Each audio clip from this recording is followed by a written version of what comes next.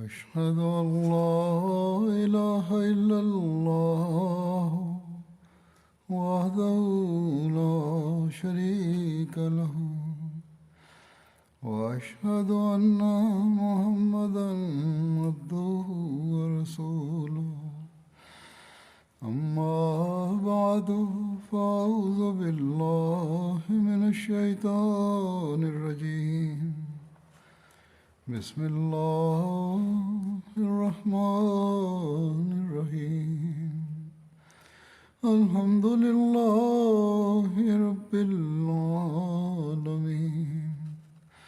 الرحمن الرحيم مالك يوم الدين إياك نعبد وإياك نستعين اهدنا الصراط المستقيم صراط الذين أنعمت عليهم غير المغضوب عليهم ولا الضالين. Возникли всякого рода смуты. Одна из них возникла в местности под названием Бата.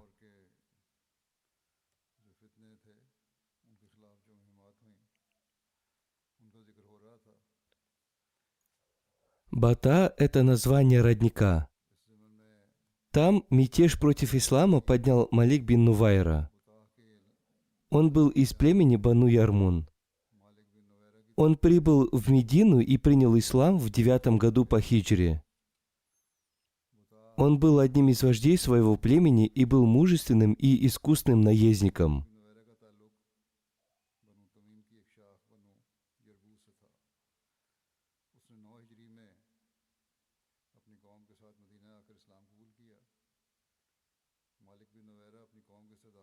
Посланник Аллаха, мир и благословение Аллаха да пребывает с ним, назначил его сборщиком заката в своем племени. После смерти посланника Аллаха, мир и благословение Аллаха да пребывает с ним, многие племена арабов совершили вероотступничество, и Малик бин Нувайра был одним из их числа. Он очень обрадовался, услышав весть о смерти посланника Аллаха, мир ему и благословение Аллаха. Люди из его племени совершили вероотступничество и били в барабаны, отмечая это событие.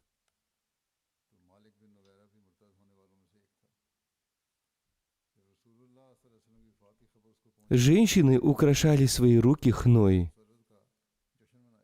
Малик бин Нувайра лично убил тех мусульман, которые хотели отправить закат в Медину.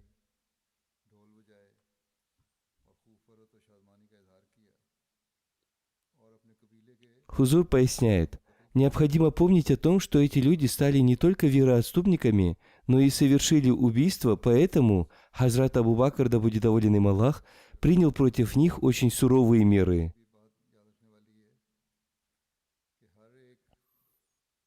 Малик бин Нувайра вернул своему народу средства, собранные для заката.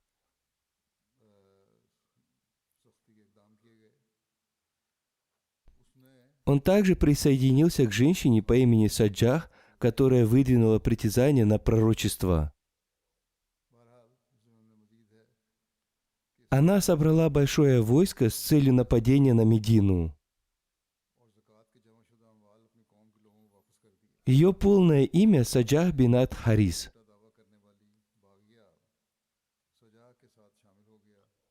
Она была прорицательницей и одной из вождей своего племени. Она была из племени Бану Туглиб.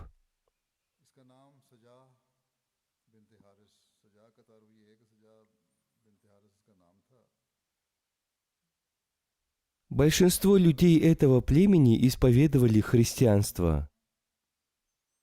И она тоже была христианкой. Ее последователи приехали из Ирака, и она собиралась напасть на Медину.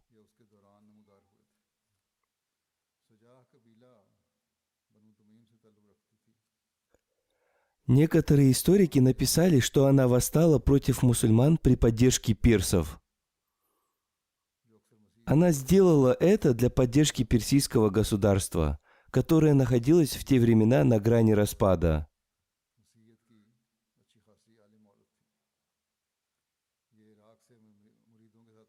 Она очень хорошо разбиралась в своей религии и присоединилась к своему племени Бану Тамим самой первой.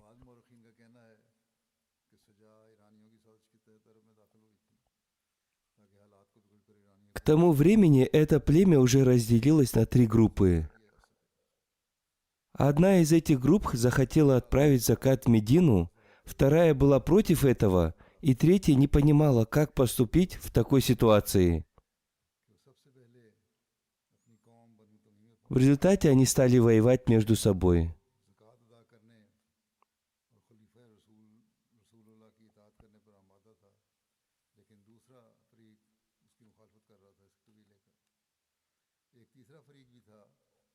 Саджах бинат Харис, согласно своему плану, сначала должна была присоединиться к своему племени Бану Тамим, где должна была объявить себя пророчицей и пригласить всех уверовать в нее.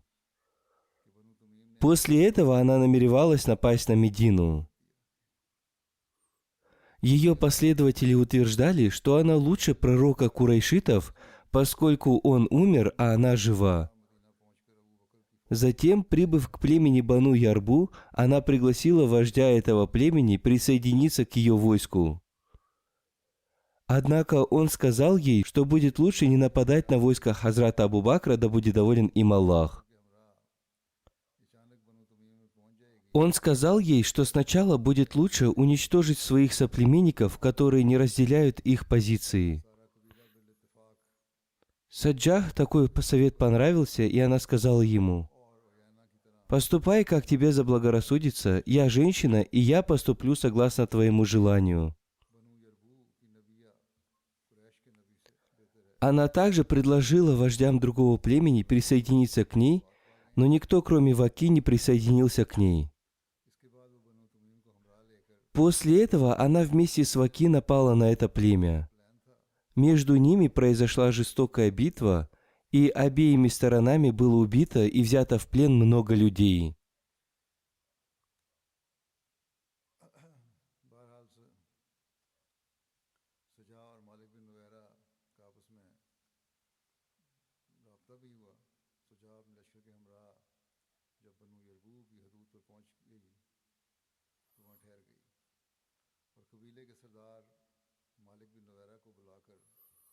Спустя некоторое время Малик и Ваки поняли, что совершили смертельную ошибку, подчинившись этой женщине. Поэтому они помирились с другими вождями и освободили всех пленных. Таким образом, в племени Бану Тамим воцарился мир. Увидев это, Саджах отправилась в сторону Медины.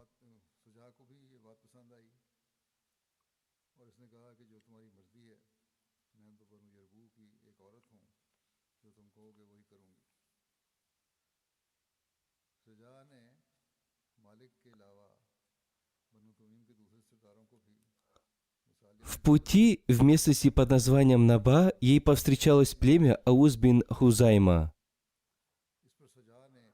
Между ними произошла битва, в которой она потерпела поражение.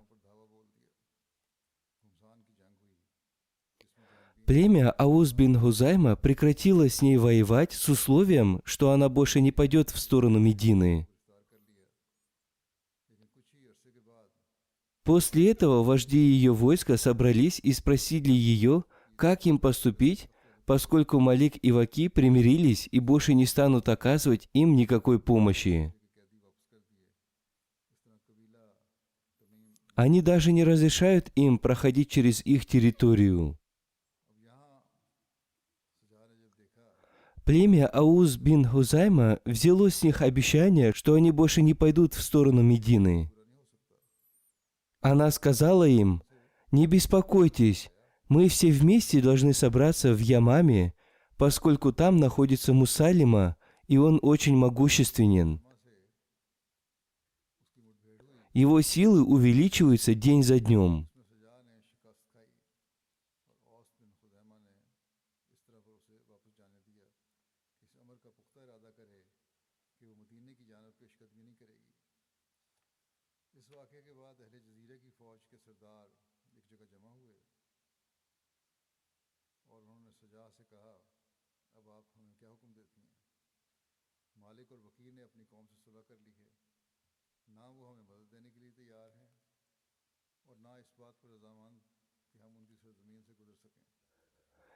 Еще в одном месте повествуется о том, что когда вожди спросили ее, как им теперь поступить, она сказала: «Нападите на Ямаму со скоростью голубя. Там начнется жестокая битва, и после этого вам не придется стыдиться». Она сказала им эти слова в рифме, и они подумали, что это откровение. Таким образом, им пришлось подчиниться ей, поскольку у них не было другого выхода.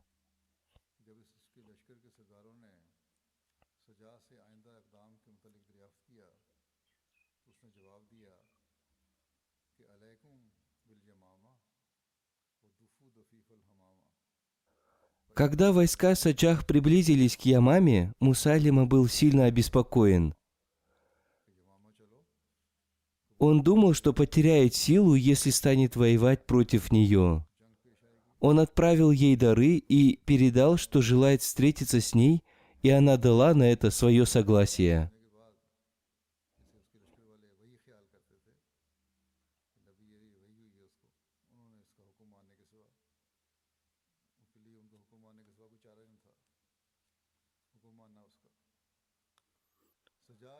Мусайлима встретился с ней вместе с 40 людьми из своего племени Бану Хунайфа.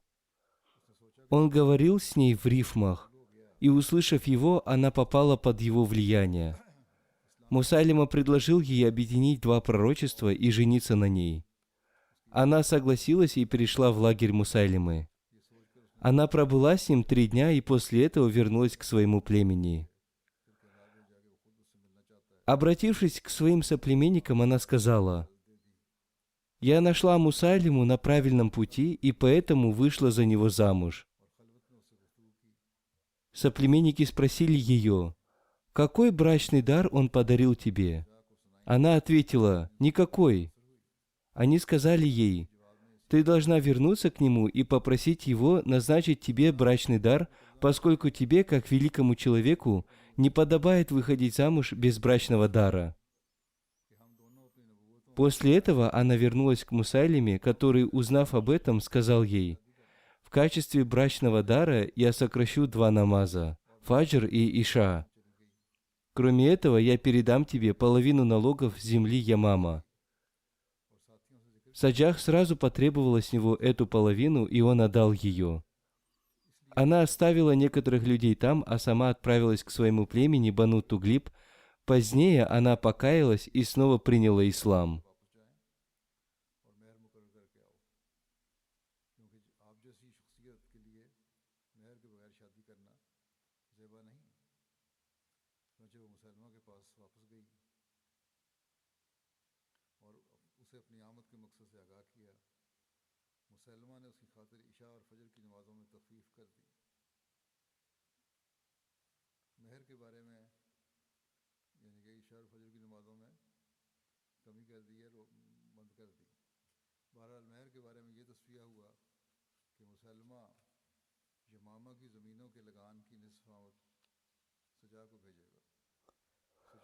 Согласно некоторым историкам, она приняла ислам в период халифата Хазрата Умара. Во времена амира Муавии случилась засуха, и он отправил ее вместе с ее племенем к племени Бану Тамим. И там она умерла, уже будучи мусульманкой.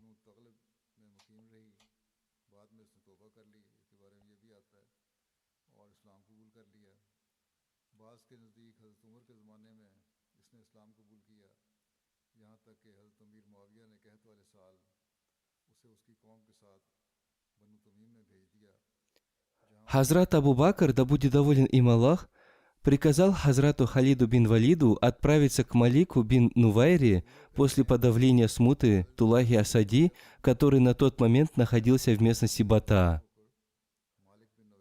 Прибыв туда, Хазрат Халид бин Валид никого не нашел там.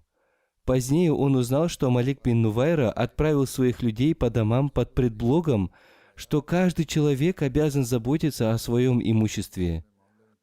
Он также сказал им, чтобы они собирались все в одном месте. Наверное, он подумал, что теперь ему будет очень трудно противостоять мусульманам.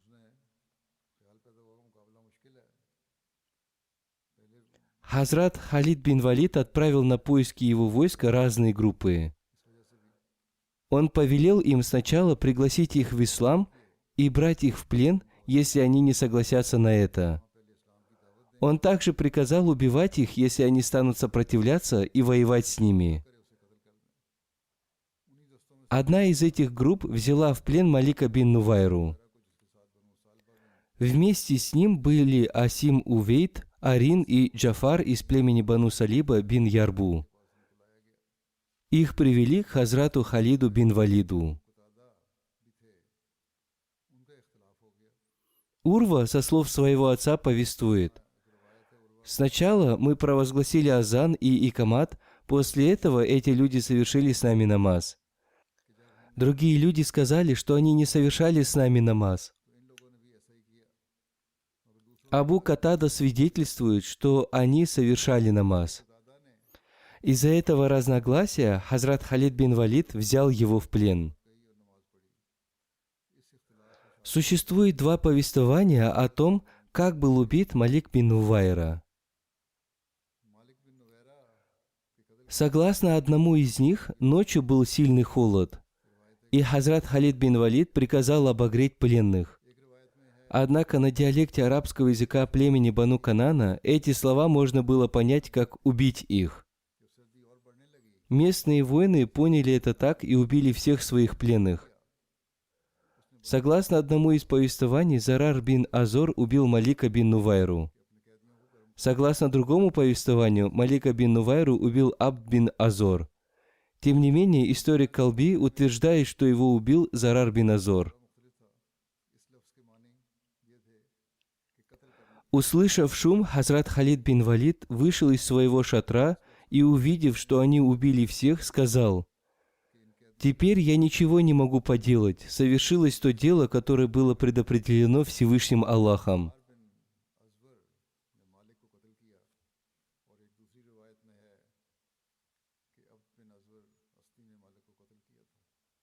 Еще в одном месте повествуется: Хазрат Халид бин Валид позвал к себе Малика бин Нувайру и отругал его за то, что он присоединился к саджах и отказался от уплаты заката. Он сказал ему: «Разве ты не знаешь, что повеление о намазе и закате находится в одном месте?» Малик бин Нувайра ответил: «Наш господин, имеется в виду посланник Аллаха Мухаммад, мир и благословение Аллаха да пребывает с ним, сказал так». Хазрат Халид бин Валид сказал: «Он наш господин, а не ваш». Затем он приказал отрубить ему голову.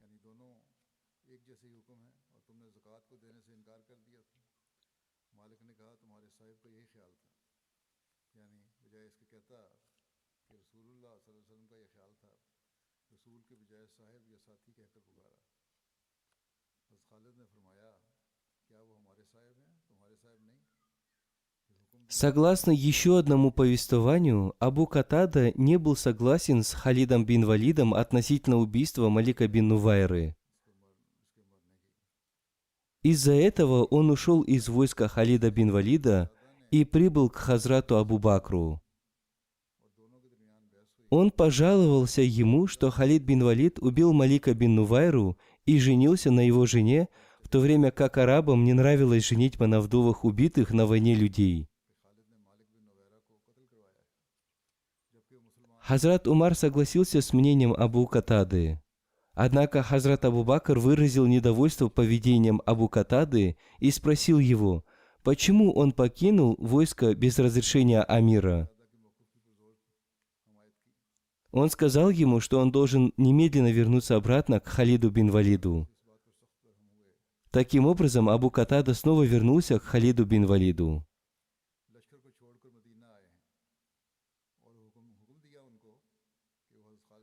В истории от Табари написано, что Хазрат Умар рассказал Хазрату Абу Бакру о том, что Халид бин Валид убил одного мусульманина, и поэтому его нужно арестовать.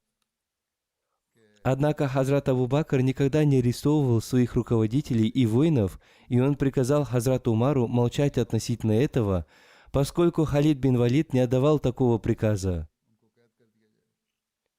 Его воины поняли это по-другому. Хазрат Абу Бакр дал выкуп за это убийство. После этого Хазрат Абу Бакр приказал Халиду бин Валиду приехать в Медину. Халид бин Валид приехал в Медину и подробно ему обо всем рассказал. Затем он попросил прощения за это, и Хазрат Абу Бакр простил его.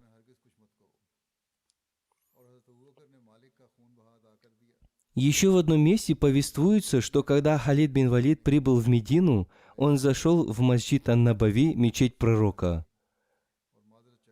Увидев его, Хазрат Умар крикнул: «Ты убил мусульманина и женился на его вдове. Клянусь Аллахом, мы забьем тебя камнями». Халид бин Валид промолчал, поскольку думал, что и Хазрат Абу Бакр придерживался такого мнения. Затем он пришел к Хазрату Абу Бакру, подробно рассказал ему о произошедшем и попросил у него прощения. Выслушав его, Хазрат Абу Бакр простил его. После этого Халид бин Валид снова пришел в мечеть и, обратившись к Хазрату Умару, сказал: «О сын Умми Шамля, подойди ко мне и повтори, что ты сказал». Услышав его, Хазрат Умар понял, что Хазрат Абу Бакр простил его, и Хазрат Умар промолчал и ушел к себе домой.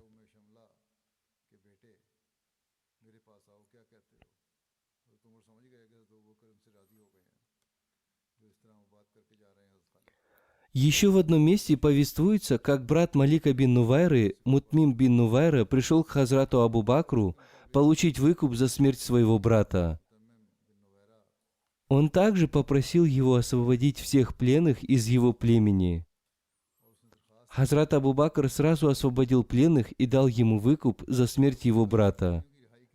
Хазрат Умар предложил освободить Халида бин Валида от его должности, поскольку его меч убил невинного мусульманина. Хазрат Абу Бакр ответил: «Этого не будет. Сам Всевышний Аллах вынул меч из его ножен против неверия. После этого я уже не в силах удержать его в ножнах». После этого он выплатил выкуп за убийство Малика бин Нувайры и приказал больше не говорить об этом.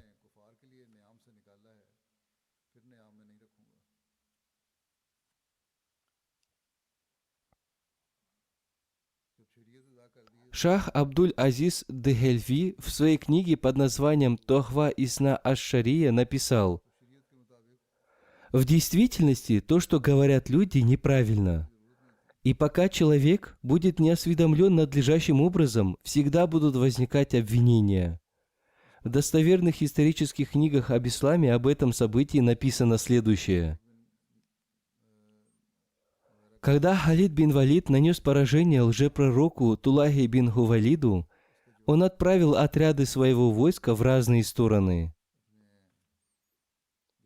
С учетом наставлений посланника Аллаха, мир ему и благословение Аллаха, он приказал этим отрядам не совершать нападения на те места, где провозглашался азан, и совершать нападения на те места, где азан не провозглашался. Один из этих отрядов взял в плен Малика бин Нувайру. В этом отряде был и Абу Катада Ансари. Посланник Аллаха, мир ему и благословение Аллаха, лично назначил Малика бин Нувайру вождем племени Бата и сборщиком заката. Абу Катада утверждает, что сам слышал азан, доносившийся из этого поселения, в то время как другие сподвижники утверждали, что они не слышали его.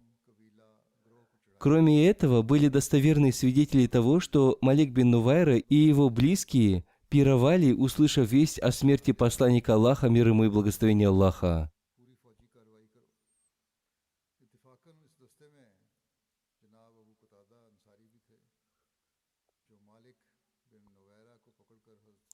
Женщины украшали свои руки хной и били в барабаны.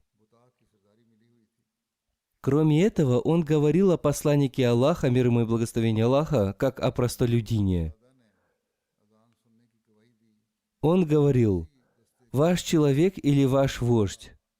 Узнав о смерти посланника Аллаха, мир ему и благословение Аллаха, он раздал своему народу имущество, которое было предназначено для уплаты заката. Он говорил: «Как хорошо, что этот человек умер, и вы стали свободны от этого бедствия». Из всех этих разговоров Халид бин Валид понял, что он стал вероотступником, и поэтому отдал приказ убить его. Когда Абу Катада прибыл в Медину, он обвинил Халида бин Валида в убийстве Малика бин Нувайры.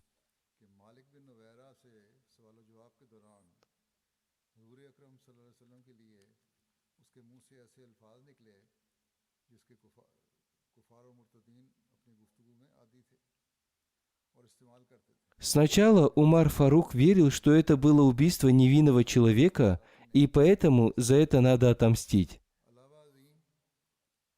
Однако, когда Хазрат Абу Бакр узнал об этом в подробностях, он понял, что в этом нет вины Халида бин Валида, и поэтому он не отстранил его от должности.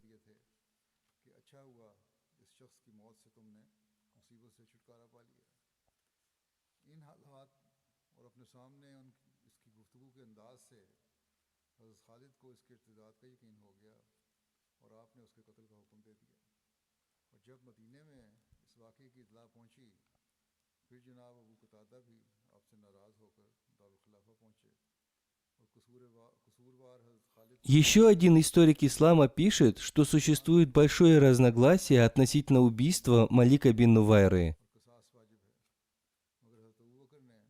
Оно состоит в том, был ли он убит, будучи невиновным, или заслуживал того, чтобы его убили.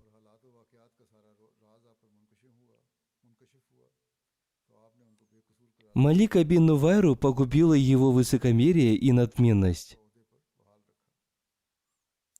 После принятия ислама в нем еще осталось многое от неверия, иначе он не колебался бы в том, чтобы платить закат после подчинения посланнику Аллаха, мир ему и благословение Аллаха, и его халифам. Кроме этого, этот человек любил быть вождем и ненавидел вождей своего племени, которые приняли ислам, подчинились его системе и желали платить закат.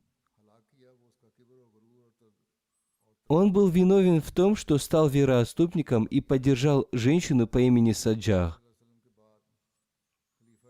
Он также был виновен в том, что раздал средства заката людям. Он не прислушивался к советам своих родственников и мусульман относительно племен Тамар и Исьян. Все это доказывает то, что он был ближе к неверию, чем к мусульманам.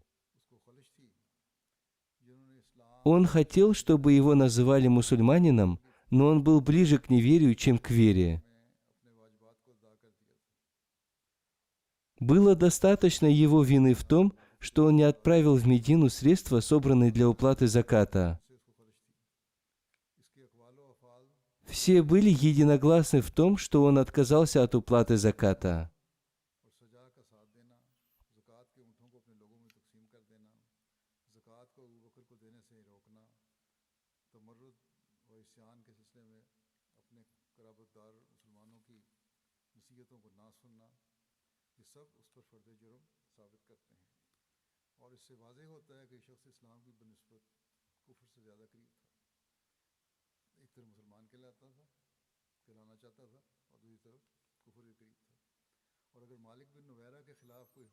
В книге под названием «Табакат Фагулю Шуара» Ибн Абдусалама написано, что Хазрат Халид бин Валид тоже уговаривал его, что нужно платить закат. Однако он ответил, что будет совершать намаз, но не будет платить закат.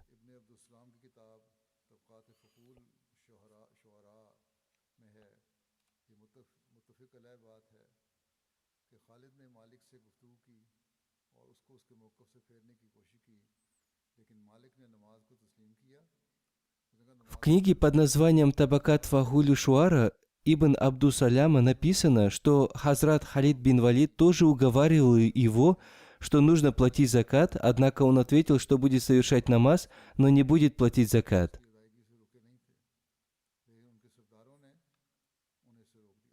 Имам Навави в своей книге под названием «Шара Муслим» написал, что некоторые люди хотели отправить закат в Медину, однако их вожди Бани Ярбу и Малик бин Нувайра не разрешили им это сделать. Они отняли у них эти средства и раздали людям.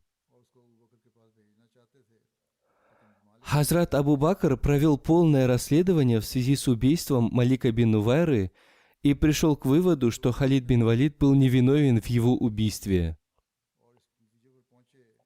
Он был халифом времени и обладал самой высокой верой. Он собрал информацию отовсюду. Он поступил в отношении Халида бин Валида так, как поступил с ним посланник Аллаха, мир ему и благословение Аллаха. Во времена посланника Аллаха, мир ему и благословение Аллаха, Халид бин Валид совершил такие вещи, которые не понравились посланнику Аллаха, мир ему и благословение Аллаха, но в итоге он все-таки простил его и сказал: «Не причиняйте боль Халиду, поскольку он один из мечей Всевышнего Аллаха, который Всевышний Аллах использовал против неверия». В отношении Халида бин Валида есть еще одно возражение относительно его женитьбы на Лайле бинат Минхал. Его обвиняют в том, что он не дождался ее идда, периода выжидания после развода или смерти мужа для нового замужества. Относительно этого в истории Ат-Табари написано, что Халид бин Валид совершил обряд бракосочетания с дочерью Умми Тамим Минхал и дождался ее идда. Поскольку арабы считали неподобающим женитьбу во время войны, и они всегда упрекали тех, кто так поступал.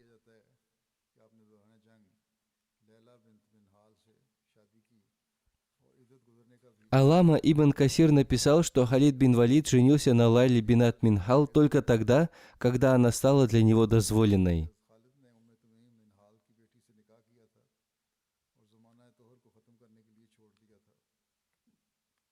Аллама Ибн Халькан написал, что Халид бин Валид отправил ей предложение о заключении с ней брака после 3 месяцев ее идда, и она согласилась на его предложение. Хазрат Шах Абдуль-Азиз Дехельви, отвечая на обвинения против Халида бин Валида, написал: «В действительности это выдуманное событие. Ни одна достоверная книга по истории не подтверждает это. В некоторых книгах написано, что Малик бин Нувайра дал ей развод, в то время как обвинители утверждают, что он убил Малика бин Нувайру намеренно, чтобы потом жениться на его жене.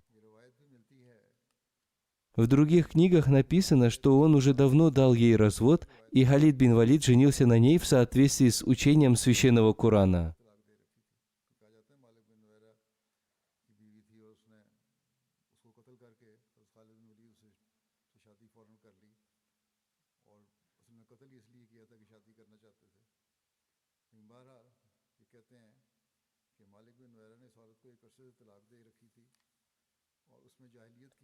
В священном Коране изрекается: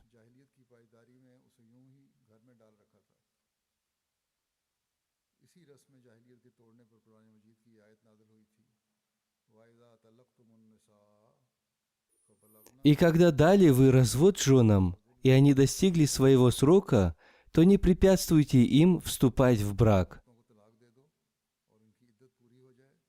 Одним словом, идда этой женщины был уже закончен, и она все еще жила в доме Малика бин Нувайры. Согласно учению священного Корана, ей был дозволен второй брак. Еще один автор относительно брака Халида бин Валида написал: «Умми Тамим – это куни Лали бинат Минхал. Существует большое разногласие относительно ее брака с Халидом бин Валидом. Некоторые говорили, что Халиду бин Валиду понравилась ее красота, и что он женился на ней, как только она попала в плен, не дождавшись ее идда. Если это так, то, упаси Аллах, это было прелюбодеянием, а не браком.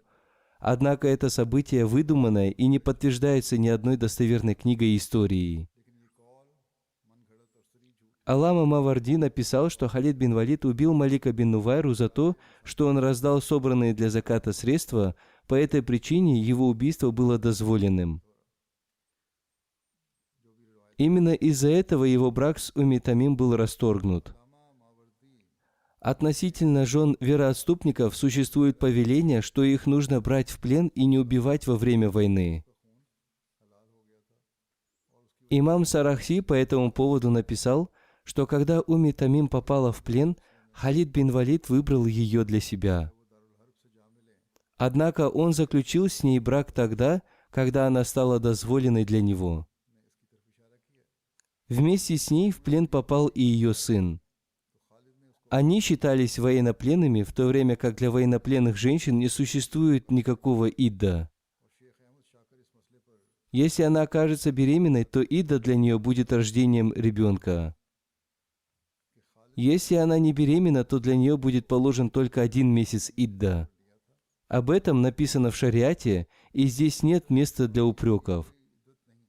Тем не менее, когда Халид бин Валид женился на вдове Малика бин Нувайры, его противники нашли повод для обвинений в его адрес.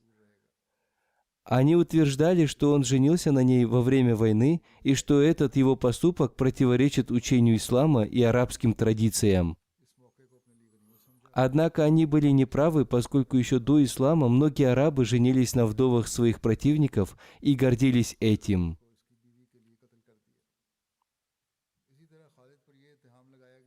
Доктор Али Мухаммад Салаби написал, что Халид бин Валид поступил согласно шариату, поскольку точно так же поступил и тот, кто был выше его по статусу, то есть посланник Аллаха, мир ему и благословение Аллаха. Посланник Аллаха, мир ему и благословение Аллаха, заключил брак с Джуварией бинт Аль-Харис сразу после похода в Марисию. Этот брак стал благословенным для ее народа. Из-за создания этой родственной связи из плена были освобождены 100 ее соплеменников. Ее отец Харис бин Зарар стал мусульманином.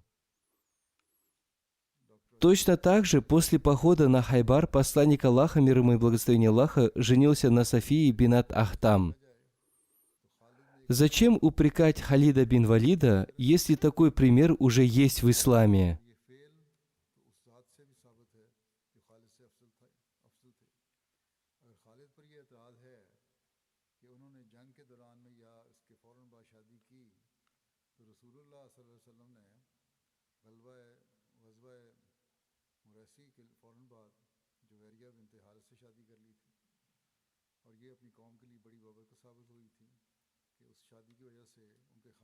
Я рассказал об этом подробно, поскольку сегодня малознающие люди обвиняют Хазрата Абу Бакра в том, что он был несправедлив и покровительствовал Халиду бин Валиду, и что Хазрат Умар был прав в этом. В свою очередь, Хазрат Абу Бакр провел полное расследование и затем освободил Халида от этого обвинения.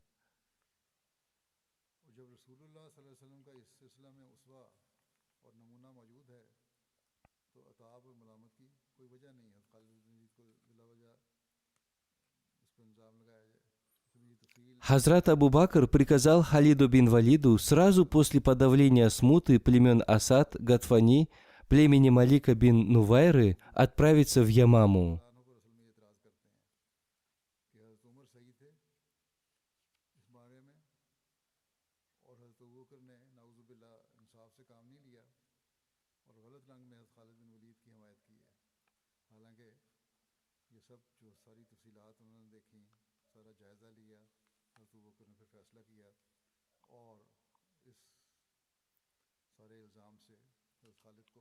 Шарик бин Абда Фазари повествует: «Я был среди тех, кто принимал участие в походе Базаха. Я пришел к Хазрату Абу Бакру, и он передал через меня письмо Халиду бин Валиду, в котором было написано следующее: «Я узнал от своего гонца весть о том, что Всевышний Аллах даровал тебе победу в походе Базаха. Ты подробно написал мне о том, как ты поступил с племенами Асад и Гатфан. Ты написал, что уже отправился в Ямаму. Я советую тебе избрать богобоязненность и быть мягким с мусульманами, подобно их отцам. О, Халид, остерегайся высокомерия и надменности племени Бану Мугайра. Я не согласился с их советом в отношении тебя. Будь очень осторожен, когда станешь воевать с племенем Бану Хунайфа. Помни, что это очень мужественное племя и что все они настроены против тебя. Их территория очень обширна. Когда ты будешь воевать с ним, возьми лично на себя командование. Назначь одного командующим правым флангом, другого левым флангом, и одного назначь командовать кавалерией. В твоем войске есть великие сподвижники из числа ансаров и мухаджиров. Помни об их статусе и всегда советуйся с ними.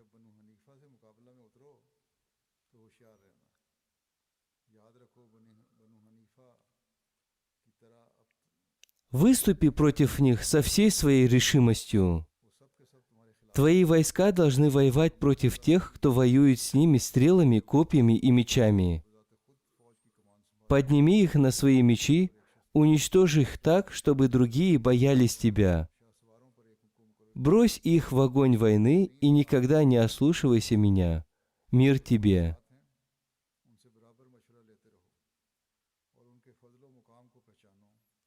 Когда Халид бин Валид прочитал это письмо, он сказал: «Мы слушаем и повинуемся». После этого он приказал своим войскам отправляться к племени Бану Хунайфа, которое было племенем Мусайлимы Казаба. Халид бин Валид назначил Сабита бин Кайса бин Шамаса командующим войском ансаров. В пути они наказывали всех противников, которые выступали против них.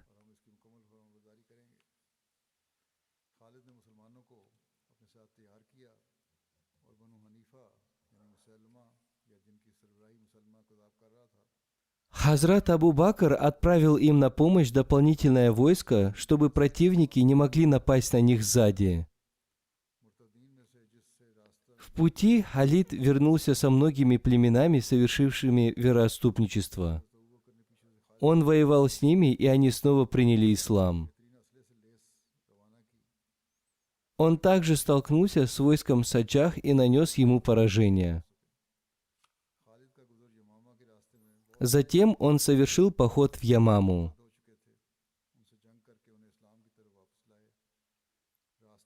Иншаллах, более подробно о походе в Ямаму я расскажу в следующей проповеди.